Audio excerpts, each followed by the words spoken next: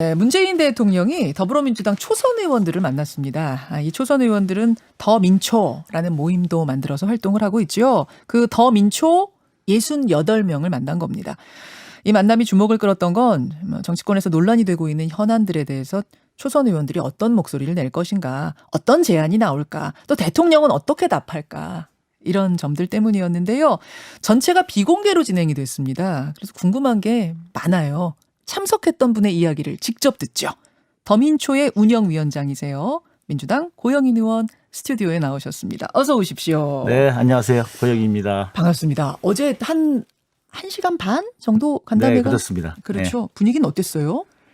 네, 저희들이 대통령을 공식적으로 방문한 건 처음이거든요. 맞아요. 네, 그래서 68명이 갔었고요.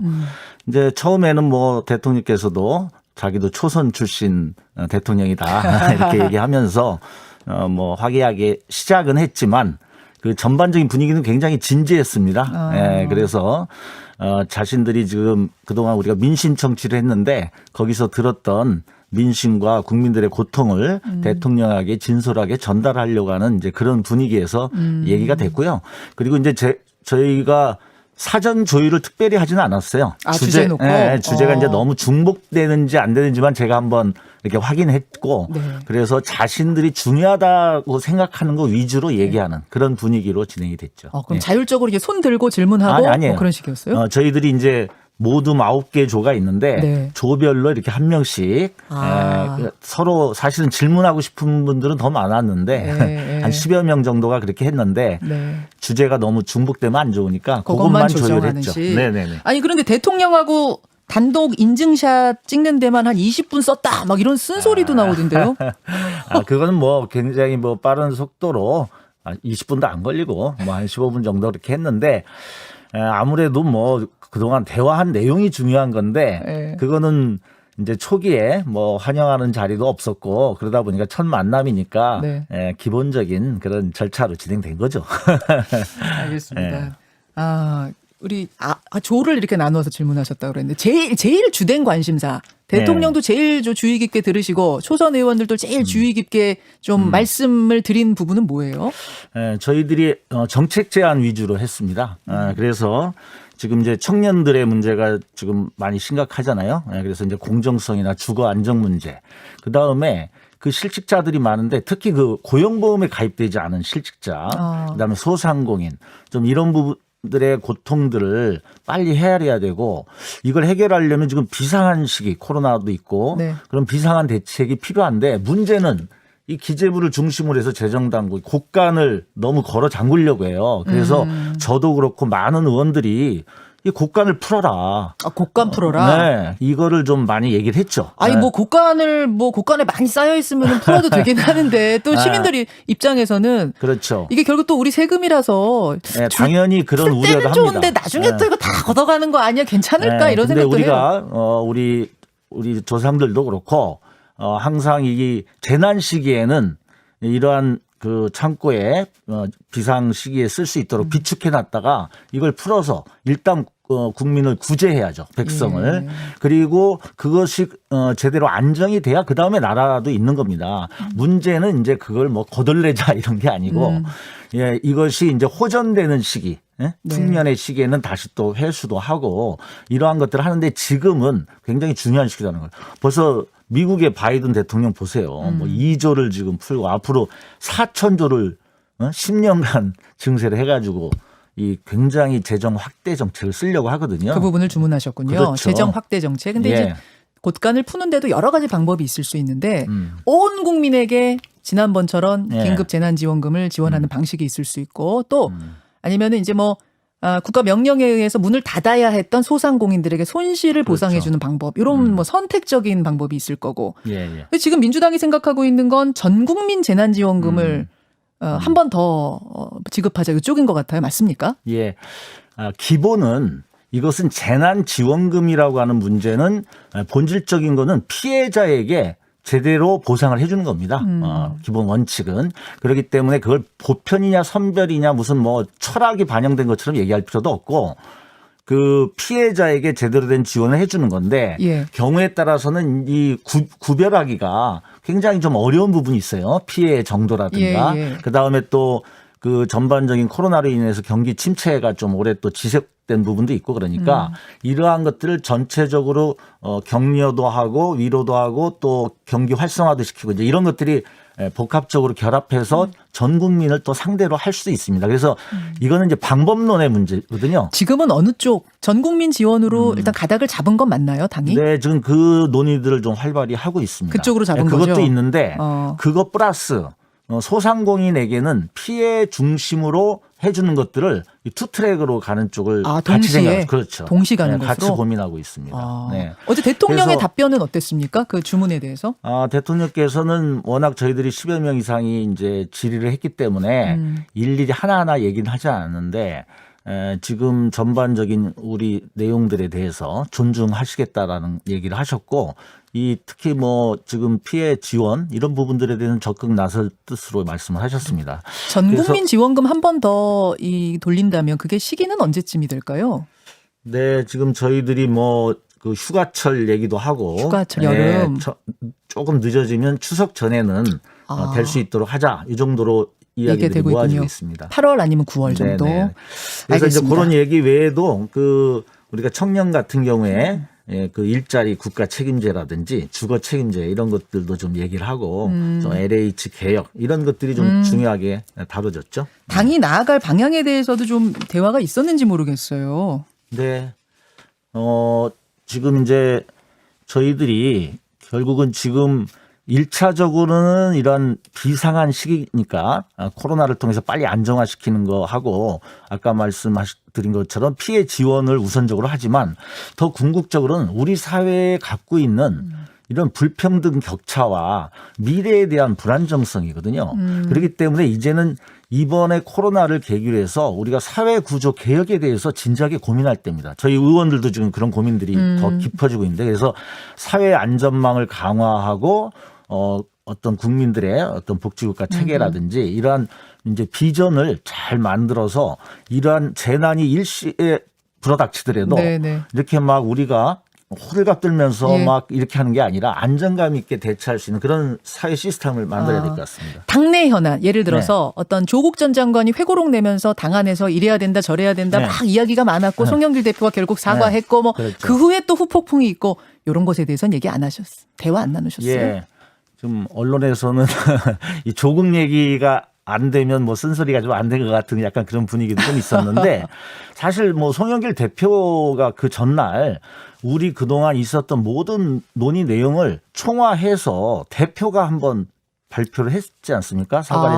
그러니까 사실은 저희들이 물론 그거에 대해서 뭐 적절한 사과였다 이런 의견도 있고 왜 쓸데없는 그런 사과를 왜 지금 또 하냐 뭐 이런 게 있는 건 사실이에요. 그렇지만 전반적인 분위기는 이제는 이러한 것을 가지고 질질 끓는 문제가 아니라 정확하게 대표가 사과를 했으니 일단락 짓고 앞으로는 국민의 고통을 보면서 좀 정책 대안 중심으로 가서 유능한 우리의 모습을 보이는 게 여당으로서의 모습 아니냐 이런 쪽으로 좀 방향이 좀 이동되고 있다 이렇게 보시면 되겠습니다. 아 그래요. 저는 사실 그 부분 좀 궁금했는데 송영길 대표가 통렬히 반성한다. 네네. 조국 사태에 대해 통렬히 반성한다라는 그 대국민 입장문을 발표한 뒤에 당원들 게시판 이런 데서는 굉장히 질타하는 소리가 많았다고 제가 들었어요. 이거 부관 참시냐 막 이런 단어까지 나올 정도로. 그런데 의원들 사이에서는 여기에 대한 반발이나 비판이 거의 없더라고요. 몇몇 분 계시긴 한데 거의 없고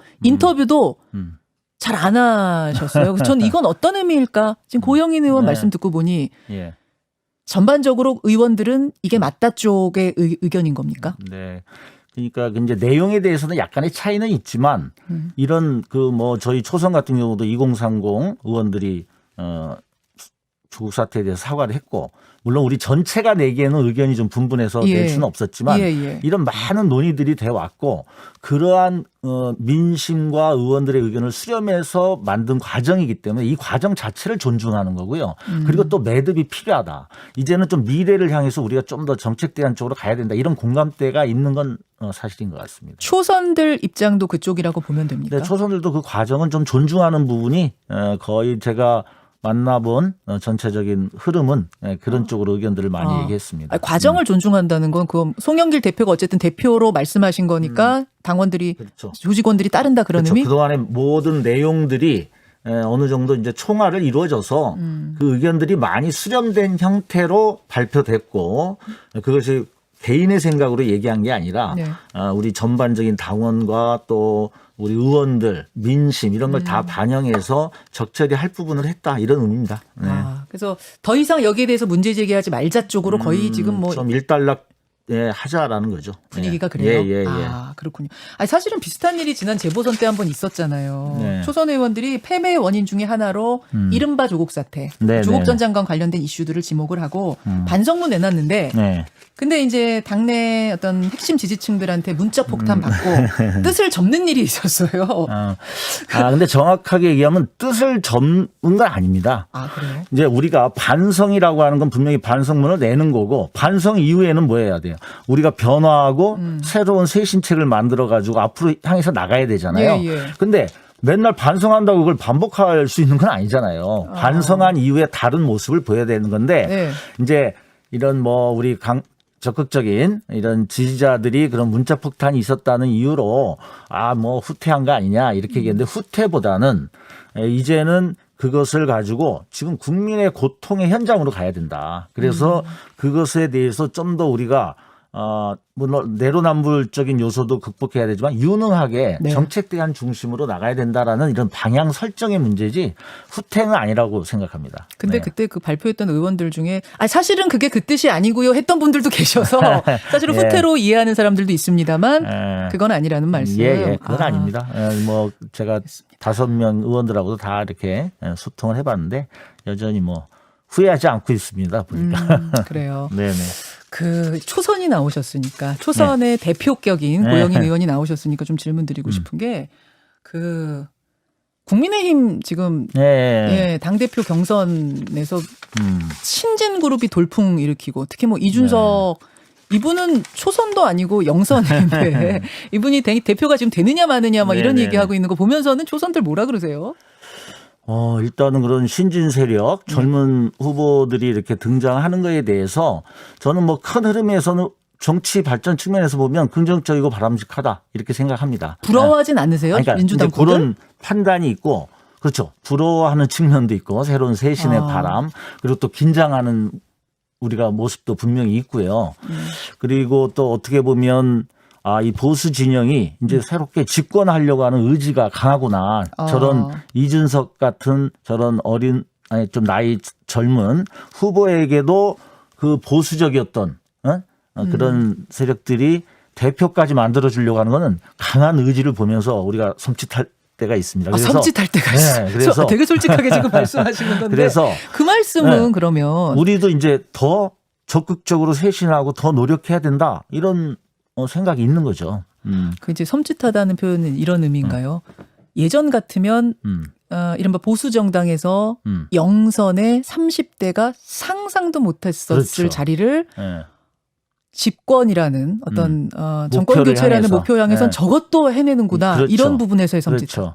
그러니까 뭐 대구에 가가지고 어제 뭐 이준석 대표가 뭐 박근혜 탄핵도 얘기하고 뭐 이런 것들을 그래도 큰 틀에서 보면은 어떻게 보면 수용되고 있는 거잖아요. 그런 탄핵은 정당했다는 얘기 어제 했어요. 이제 이런 거. 그래서 이제 단지 안타까운 거는 이제 우리가 나이만 젊은 게 중요한 건 아니고 이게 보면은 뭐 여성에 대한 어떤 인식 문제라든지 또 당내 여러 가지 문제를 푸는 데 있어서 뭐 어떻게 하면은 잘못도 우리가 덮을 방법이 있다라든가 이런 것들의 좀 정치공학적 사고 이런 부분에서 우리가 좀 낡고 약간 노예한 모습도 좀 보여요. 그래서 이준석 후보한테? 그렇죠. 이제 이런 부분들은 좀 극복해야 될 것 같고 또 내부에서 여전히 뭐 태극기 정당, 막말 정당, 영남 정당 이런 요소들이 지금 있어서 거부 움직임들이 꽤 있고 그 김은혜 초선 의원들이 뭐 예선 탈락했잖아요. 네네. 그러니까 이런 한계들이 많이 보이기 때문에 우리가 이제 시험대에 올랐다 이렇게 보여지는 거죠. 민주당은 역동성이 너무 없는 거 아니냐는 지적이 있어요. 너무 원팀만 강조하다 다른 목소리가 안 저희들이 나오고. 여당이잖아요. 일단 여당이라고 하는 것은 여러 가지 이제 성과를 만들고 그런 것을 국민들에게 책임 의식을 갖고 하는 거고요. 그 다음에 저희들도 뭐 여러 가지 그러나 분명한 거는 이제 위기 의식을 갖고 있고 이대로 일상적이고 기존에 했던 관성대로 가면 대선에서 우리 질 수 있다 이런 위기의식이 지금 초선 우리 더민초의 활동의 근거입니다. 그렇기 때문에 저희들도 새로운 변화를 좀 추구하고 있고 그래서 더 세계의 뭐 청년이라든지 주거 안정 그다음에 코로나 이런 거에 대한 TF도 지금 만들어서 가동을 해서 알겠습니다. 책임 있는 자세로 나가려고 합니다. 마지막 질문 한 가지. 네. CBS 단독 보도로 나온 건데요. 네. 민주당 초선들 사이에서 대선 경선 일자를 미뤄야 한다는 이야기가 나오고 있고 네. 다음 주 회의에서 공식 논의를 할 거다. 맞습니까? 사실은 좀 잘못됐습니다. 어제 제가 그래요? 기자분하고도 좀 통화를 했었는데 일단은 몇몇 초선 의원님들이 저한테 그 논의를 하자라고 제안한 건 사실입니다. 제안이 있었습니까? 네, 근데 거부하셨어요? 아니 거부가 아니고 제안은 있었는데 문제는 이거를 공식적으로 논의하느냐 마느냐가 굉장히 정치적인 문제예요. 그렇기 때문에 우리가 그냥 뭐 제가 그 대표 운영위원장을 맡고 있다고 네네. 해서 한두 명이 얘기한다고 그냥 곧바로 논의할 수 있는 게 아니라 우리가 이게 지금 논의하는 게 굉장히 민감하게 또 후보들에게 미치는 영향도 있기 때문에 네. 논의한 건지 말 건지를 논의해 봐야 돼요. 이런 절차가 아직 생략됐기 때문에 무슨 다음 주에 하기로 했다. 이거는 좀 약간 과장된 이거네요. 측면이 그러면은 있습니다. 초선들 사이에서 이것을 대선 경선 연기를 논의해야 한다라는 제안이 나온 건 사실이고 네, 그렇습니다. 몇 분한테서 나왔습니까? 뭐 그거 다 얘기할 수 없는데 한 4-5명한테 받았습니다. 그것을 이제 공식 논의 테이블에 올릴지 말지는 한번 논의해보는 논의를 단계. 해봐야 돼요. 오케이. 예. 자, 여기까지. 초선 의원들 자주 좀 나와주세요. 네, 많이 들어주십시오. 고맙습니다. 네, 감사합니다. 더민초 고영인 의원이었습니다. 네. 김현정의 뉴스쇼는 청취자 여러분의 참여로 이루어집니다. 트위터, 페이스북, 레인보우 게시판, 그리고 단문 50원, 장문 100원의 유료 문자 샵 1212, 우물정 1212 통해 참여하실 수 있습니다. 김현정의 뉴스쇼, 여러분과 함께 만듭니다.